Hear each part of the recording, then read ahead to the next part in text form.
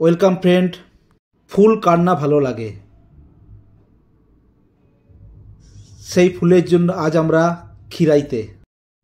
প্রত্যেক বছর আসবো আসবো করে আসা হয় না, কিন্তু এবছর আমরা চলে এসেছি। এই ব্লকে দেখাবো খিরাইতে কিভাবে ফুল চাষ হয়, কিভাবে খিরাইতে আসতে হয়, পুরো ডিটেলসে জানাবো। দেখতে থাকুন, ভিডিওটি স্কিপ করবেন না। ট্রেনে বা বাসে যে কোনো উপায়ে আসতে পারবেন আপনি এখানে।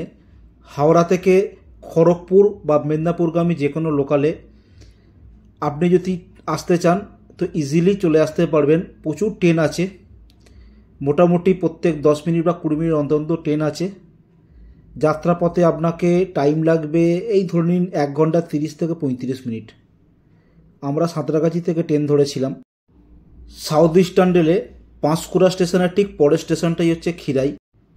খিরাই স্টেশনে নেমে আপনাকে একটু হেঁটে আসতে হবে। আপনি চাইলে কিছু টোটো বা লোকাল কিছু গাড়ির ব্যবস্থাও আছে, জনপ্রতি 20 টাকা করে নেয় মাথা পিছু। মোটামুটি স্টেশন থেকে 1 কিলোমিটার মতন ডিস্টেন্স, বাট এই শীতের রোদ্রে হাঁটতে বেশ মনোরমই লাগে। আপনি চাইলে হেঁটেও আসতে পারেন, আবার চাইলে আপনি যে কোনো টোটো বা যে সমস্ত গাড়িগুলো আছে 4 চাকা সেগুলো নিতে পারেন। আপনি যদি মনে করেন ট্রেনে না এসে বাই রোড আসবেন, তাহলে যদি কলকাতার দিক থেকে আসেন আপনাকে ন্যাশনাল হাইওয়ে ধরে আসতে হবে। কোলাঘাটের পর পাঁশকুড়া থেকে যদি আপনি যে কোনো কাউকে জিজ্ঞেস করেন আপনি খিরাইতে যাবেন, তাহলে এখানে প্রত্যেকটা ব্যক্তি সহৃদয় আছেন, আপনাকে দেখিয়ে দেবে কোন রাস্তা দিয়ে খিরাই যেতে হয়। কলকাতা থেকে মোটামুটি বাই রোড আসতে গেলে আপনাকে ম্যাক্সিমাম 2 ঘন্টা মতন টাইম লাগে।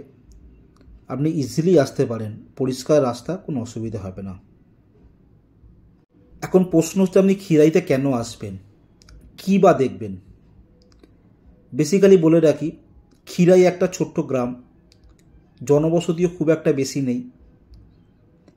সারা বছর এখানে ফাঁকাই পড়ে থাকে, কিন্তু শীতকালে বিভিন্ন ধরনের বিভিন্ন ভ্যারাইটিস ফুলের চাষ হয় এখানে।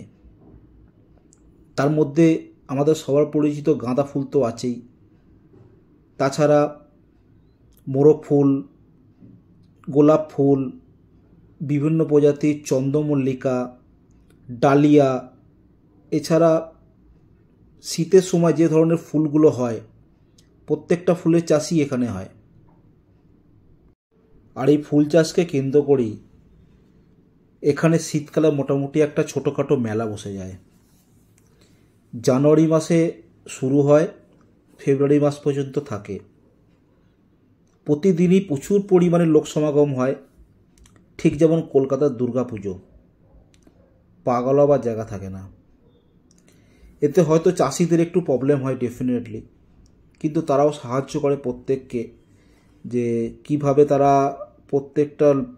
প্রত্যেকটা দর্শনার্থীকে ফুলের চাষ দেখাতে পারে। একটু ওভারক্রাউডেড মনে হয় জায়গাটাকে এই সময়, কিন্তু সবাই তো দেখতে চায় প্রকৃতির এই অপরূপ সৌন্দর্য। যেন মনে হয় প্রকৃতি তার সমস্ত রং এখানে ঢেলে দিয়েছে। দেখলে মনে হবে কেউ আবির ছড়িয়ে দিয়েছে। যতদূর চোখ যায়, কোনো জায়গায় গাঁদা, তো কোনো জায়গাতে চন্দ্রমল্লিকা, তো কোনো জায়গাতে ডালিয়া, বিভিন্ন প্রজাতির বিভিন্ন ফুল আপনি দেখতে পাবেন। এক কথায় যেটাকে বলা হয় অপূর্ব।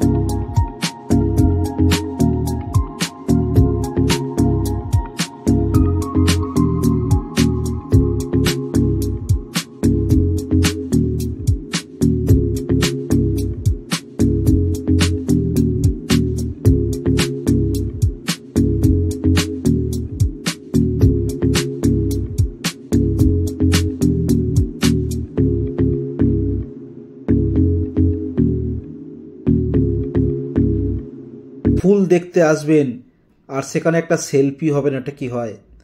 তাই সেলফিটা কিন্তু মাস্ট। ফুলের সাথে সেলফি, এর থেকে ভালো ব্যাকগ্রাউন্ড মনে আর হয় না। সেই লোভটা কেউই সামলাতে পারে না। হরেক রকমের বিভিন্ন কালারের ফুল আর তার সাথে বিভিন্ন পোজের শিল্পী, সেই লোক কি কেউ সামলাতে পারে? আমরাও সামলাতে পারিনি, তাই আমরাও টপাটপ কয়েকটা সেলফি তুলে নিলাম। সবাই তুলছে, আপনিও ডেফিনেটলি এই সেলফির লোভ ছাড়তে পারবেন না। কি ঠিক বললাম তো? সেলফি তোলাটা মাস্ট।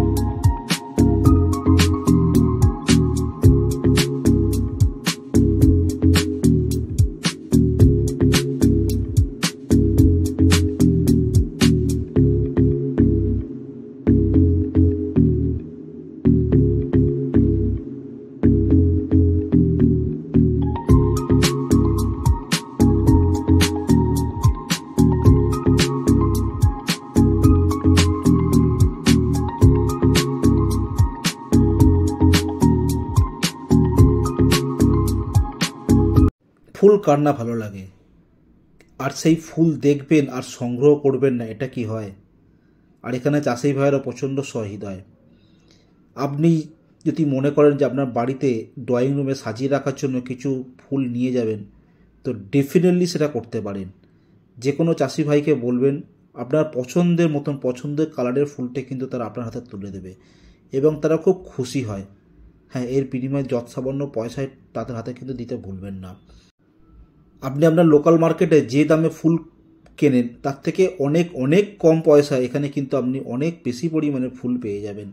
আপনি চাইলেই আপনার বাড়ির জন্যে বা কাউকে উপহার দেওয়ার জন্য এখান থেকে খুব স্বল্প মূল্যেই অনেক বিভিন্ন ধরনের ফুল কিন্তু এখান থেকে সংগ্রহ করতেই পারেন। এবার আপনার কোশ্চেন থাকতেই পারে, শুধু কি ফুল দেখে পেট ভরে যাবে? না, ফুল দেখে পেট ভরে না। তাই আপনাদের যৎসামান্য জলযোগের ব্যবস্থাও কিন্তু এখানে আছে। আপনি চাইলেই এখানে অনেকগুলোই, ওই যে বললাম মেলা বসে যায়, মেলাতে যেরকম বিভিন্ন ফুড স্টল হয়, জানি না সেটা কতখানি হাইজেনিক, কিন্তু আপনি আপনার পেট পুজো করতেই পারেন। বিভিন্ন ধরনের খাবারের স্টল কিন্তু এখানে অ্যাভেলেবেল। হয়তো আপনার শহরের মতন বা আপনার পাড়ার মতো অনেক হাই কোয়ালিটির খাবার এখানে পাওয়া যায় না, কিন্তু মুখরোচক কিছু খাবার এখানে আপনি ফাস্টফুড পেতেই পারেন। আর যদি ফাস্টফুডে আপনার অ্যালার্জি থাকে তাহলে তার উপায়ও আছে। কি বলুন তো? প্রচুর পরিমাণে ফলের দোকানও কিন্তু এখানে আছে। আপনি চাইলে ফল দিয়েও কিন্তু আপনি আপনার পেট পুজো করতে পারেন।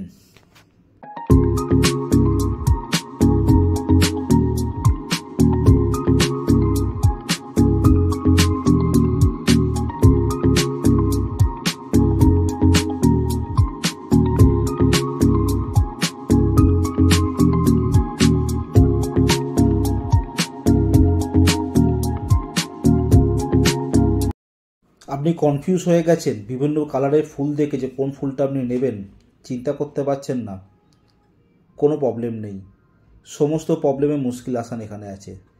আপনি বিভিন্ন জায়গাতে দেখবেন চাষিরা দোকান করে বসে আছে এবং সেখানে কিন্তু একত্রে অনেক কিছু ফুল আছে। সে আপনার ফুলের হেয়ার ব্যান্ড হোক বা ফুলের তোড়া হোক, যে কোনো ফুলের, সে গোলাপ হোক, চন্দ্রমল্লিকা হোক বা গাঁদা হোক, যে কোনো ফুলেরই হেয়ার ব্যান্ড বা ফুলের তোড়া আপনি যদি মনে করেন যে আপনি জমি থেকে নিতে পারছেন না কারণ আপনি চয়েস করতে পারেননি, তো এখানে কিন্তু আপনার সমস্ত ধরনের সমস্ত চয়েসের দোকান আছে।